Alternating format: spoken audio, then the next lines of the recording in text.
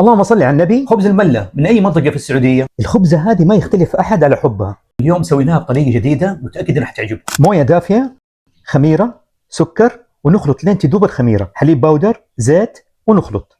دقيق بر، دقيق أبيض، بيكنج باودر، شمر، ورشة ملح. ونعجن باليد أو العجانة لين تتشكل عجينة طرية. نغطيها ونخليها تتخمر ساعة. بعد ما تخمرت نقسم العجينة تقريبا 18 كرة. نحشيها جبن أو تمر، وممكن تخلوها سادة. نشكلها كرات ونرصها في الصينية. نغطيها ونخليها ترتاح تقريبا 10 دقائق. آخر شيء يدهنها حليب ورشة حبة بركة، وعلى الفرن لين تستوي وتاخذ لون. نصب عليها سمنة أو زبدة وعسل عشان تكمل اللذاذة.